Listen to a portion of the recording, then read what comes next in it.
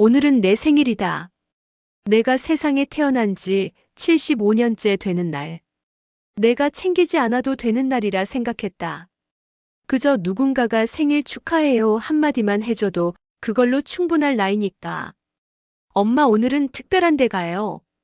외식 예약했어요. 손주도 간대요. 그 말 한마디에 세수를 2번이나 하고 입고 싶은 옷을 3번이나 갈아입었다. 무릎이 시큰거렸지만 괜찮았다. 머리도 드라이기로 말리고 볼에도 살짝 색을 넣었다. 오랜만에 손주 얼굴도 본다니 이보다 좋은 생일 선물은 없었다.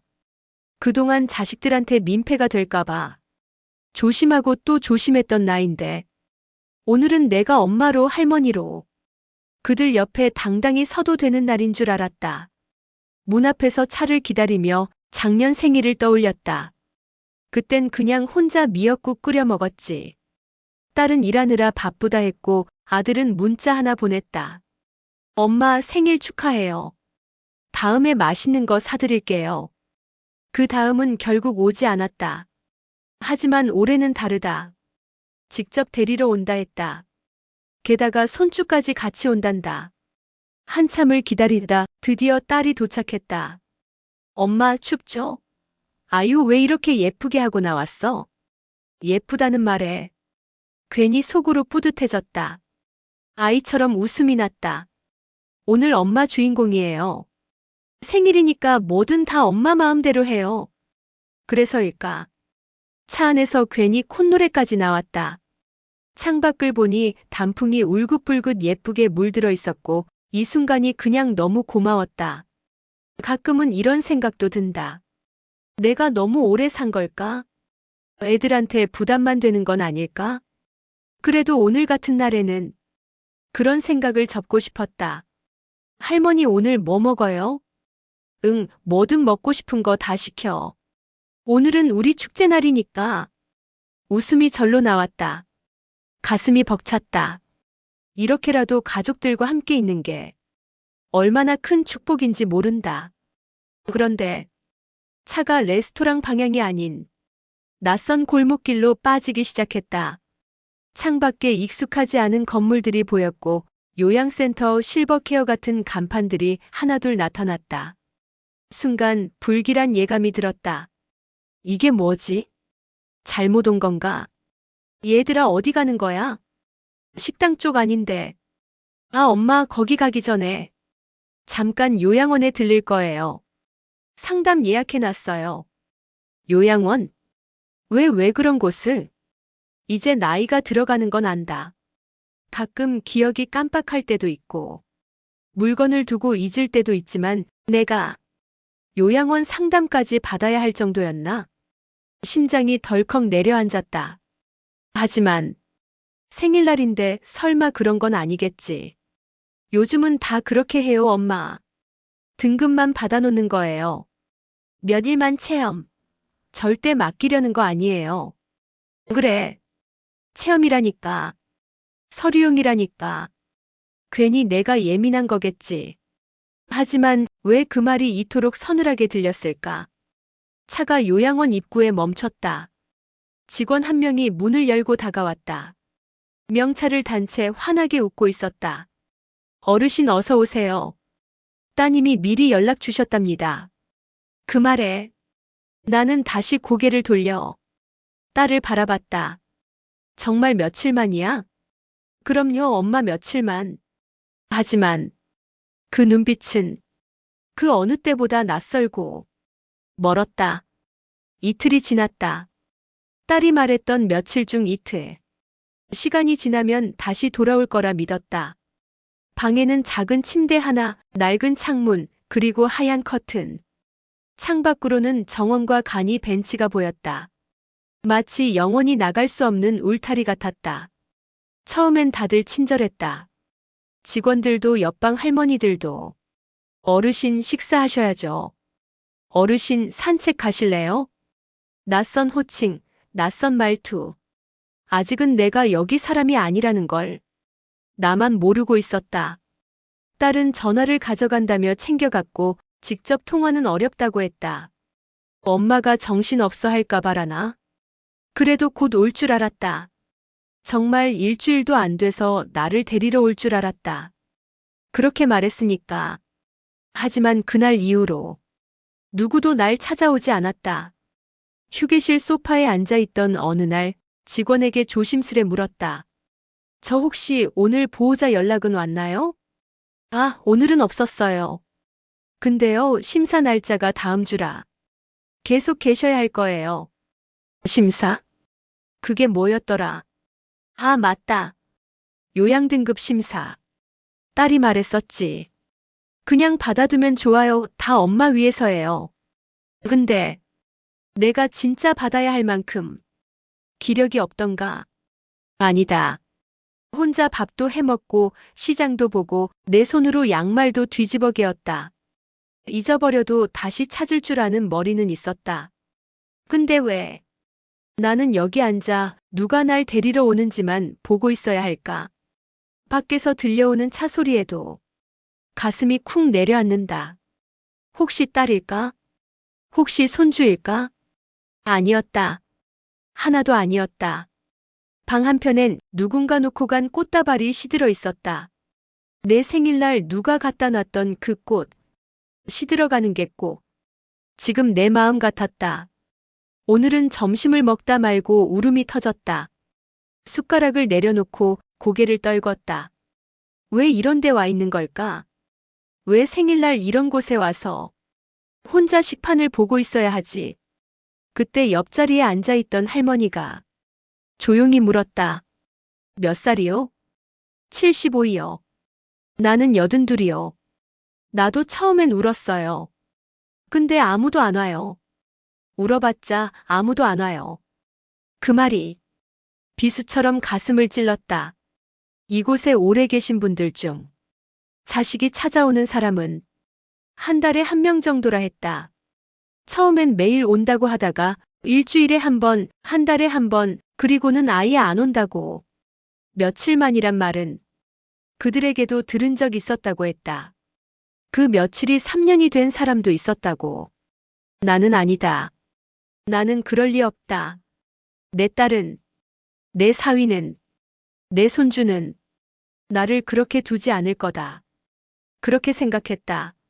하지만 전화 한 통, 문 앞 발걸음 하나 들리지 않았다. 이곳은 잠깐 머물다 가는 공간이 아니라 돌아갈 수 없게 만드는 공간이었다. 나는 하루하루가 길고 고통스러웠다. 식사 시간, 복도 걷기, 낮잠 시간, TV 시간.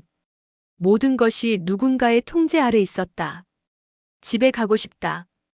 딸의 거실, 손주의 웃음소리, 내 방의 전기장판 냄새, 그 작은 공간이 너무 그리웠다. 하지만 그곳은 이제 내 것이 아니었다. 요양원 생활 일주일째. 처음엔 하루 이틀이라 생각했기에 짐도 마음도 풀지 않았다. 근데 이상했다. 하루 이틀 3일. 어느새 옷장은 내 것으로 채워졌고 침대맡엔 내 슬리퍼가 익숙해져 있었다. 직원들은 아무렇지 않게 말했다. 오늘 목욕 도와드릴게요. 내일은 촉탁의 선생님 오시는 날이에요. 정말 며칠 만이었을까? 아니면 처음부터 계획된 거였을까? 심사가 다가오자 직원이 내 옆에 앉아 말했다. 등급 심사는 중요한 절차라서요.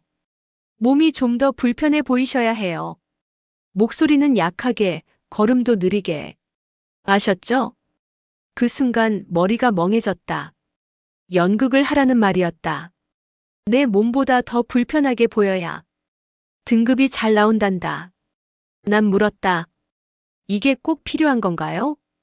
그럼요. 다들 그렇게 하세요. 보호자분들도 협조 잘해주시고요. 어르신도 이해해주실 거라 믿어요. 보호자. 그 단어가 낯설게 들렸다. 언제부턴가 가족 대신 보호자라는 말로 바뀌어 있었다. 다들 그렇게 한다. 그게 무슨 면죄부인가? 그래야 자식이 편하니까. 그래야 등급이 잘 나오니까. 그렇게 해서 얻은 등급은 누구를 위한 걸까? 어느 날 창가에 앉아 있었을 때였다. 외부 상담사라는 여자가 와서 내게 몇 가지 질문을 했다. 혼자 밥 드실 수 있으세요? 약은 잘 챙겨 드세요? 혼자 걷는 건 힘드세요? 나는 말했다. 할 수 있어요. 다 할 수 있어요. 아직 나는 그렇게까지 아프지 않아요. 그 말을 듣던 직원이 살짝 내 허벅지를 찔렀다. 말 조심하라는 눈빛이었다. 그래서 나는 그때부터 말수를 줄였다. 입을 닫았다. 다들 나를 걱정하는 척했다. 하지만 걱정은 아니었다. 편이었다. 그들의 상황에서 나는 짐이었고 그 짐을 요양원이라는 이름으로 옮기는 것뿐이었다. 점점 익숙해지는 공기 속에서 나는 어른이 아니라 처리 대상이 되어가고 있었다. 늦은 오후 정원에서 옆방 할머니가 조용히 말을 걸어왔다. 딸이 데리러 온다고 했는데 1달 됐어. 근데 안 와. 전화도 없어. 등급 나오자마자 끊겼어. 그 말을 들으며 내 속이 갑자기 뒤틀렸다. 나도 그럴까봐. 딸은 생일에 나를 데려왔다. 맛있는 거 사줄게요. 축하해요, 엄마. 그 말 뒤에 숨어 있었던 건 요양등급이라는 단어였다. 사랑이 아니라 필요. 그게 끝났을 때 나는 어떻게 되는 걸까? 그날 밤 요양원 침대에 누워 천장을 바라보았다. 손전등처럼 불빛이 흔들리고 창밖의 나무가 어둠 속에 서 있었다. 몸은 멀쩡한데 마음이 무너져 내렸다. 나는 정말 잠깐 맡겨진 걸까? 아니면 이미 여기에 버려진 걸까? 심사날 아침. 복도엔 낯선 사람들이 드나들고 직원들은 바쁘게 움직였다. 어르신들 방마다 체크리스트를 들고 다니며 이불을 정리하고 식사를 챙기고 걷는 속도를 유난히 신경 쓰는 모습이 보였다. 그날 나는 유독 말을 아꼈다. 혹시라도 무슨 말이 잘못 나갈까봐. 딸이 부탁했다. 엄마 심사만 잘 받으면 돼요. 등급만 나오면 정말 편해져요. 하지만 그 말이 왜 자꾸 불안하게 들리는지 몰랐다. 심사관이 들어왔다. 정장 차림의 중년 여성. 조용하고 차분한 말투. 혼자 거동은 가능하신가요? 네. 천천히 걷지만 할 수 있어요. 식사는 혼자 드시나요? 네. 조금 느릴 뿐이죠. 그런데 내 옆에 있던 직원이 웃으며 말했다. 아유, 원래는 힘들어 하시는데 오늘은 또 기운이 좋으시네요. 보통은 저희가 도와드려야 겨우 드시죠. 나는 말없이 고개만 끄덕였다. 그 상황이 너무 어색하고 모욕적이었다. 나를 더 불편한 사람으로 만들어야 자식이 원하는 결과가 나온다는 게 너무 비참했다. 심사관은 또 물었다. 보호자와의 관계는 어떠세요? 그 질문에 순간 숨이 멎는 줄 알았다. 가족, 딸, 손주, 생일. 그 모든 단어가 가슴을 마구 후벼 팠다. 좋아요. 사이 좋습니다. 심사가 끝난 뒤 직원이 살짝 다가와 속삭였다. 고생하셨어요. 이제 등급은 문제 없을 거예요. 딸님이랑도 통화했어요. 이제 계속 여기 계시는 걸로 정리하신대요. 정리? 나는 그 말이 이해되지 않았다. 잠깐이었잖아. 며칠만이라면서. 등급 심사만 끝나면 데리러 간다면서. 근데 왜? 이제 계속 계시는 걸로라고.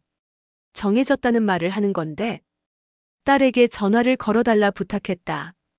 직원이 휴대폰을 들고 와서 스피커폰으로 연결했다. 여보세요? 엄마. 목소리가 들리는 순간 숨이 목까지 차올랐다. 너 지금 뭐라는 거야? 계속 있으라고 했다며. 그게 무슨 말이야? 엄마.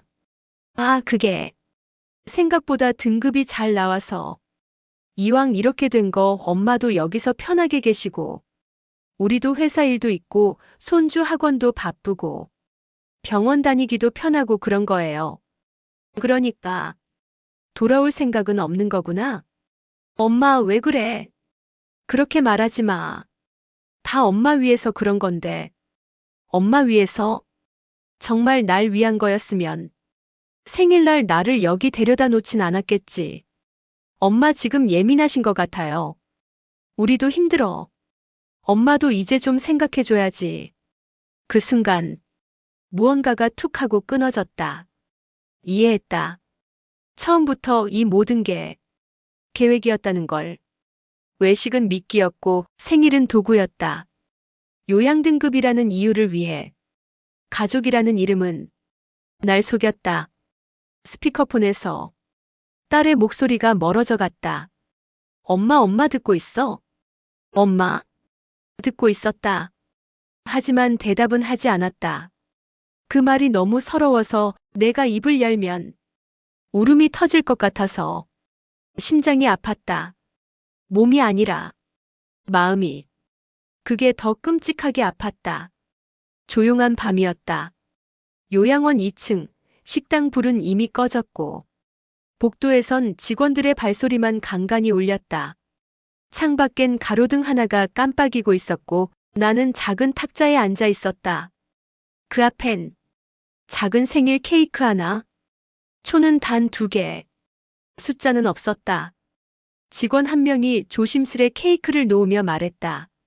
어르신, 오늘 생일이시라고요. 직원들끼리 조금 모아서요. 축하드려요.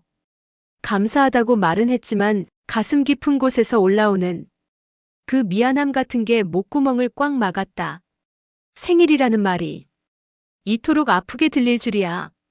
식탁 앞에 앉아 혼자 불을 바라봤다. 초 2개. 하나는 기억이고 하나는 기다림이었다. 기억은 자꾸만 흐려지고 기다림은 점점 무너져 갔다. 내 생일인데 내 가족은 없었다. 딸은 전화 한 통, 손주는 그림 하나, 남편은 벌써 저 세상. 결국 오늘 이 조그마한 케이크 앞에서 내 인생의 외로움을 다시 맞이했다. 초를 끄기 전에 혼자 노래를 불렀다. 생일 축하합니다. 생일 축하합니다.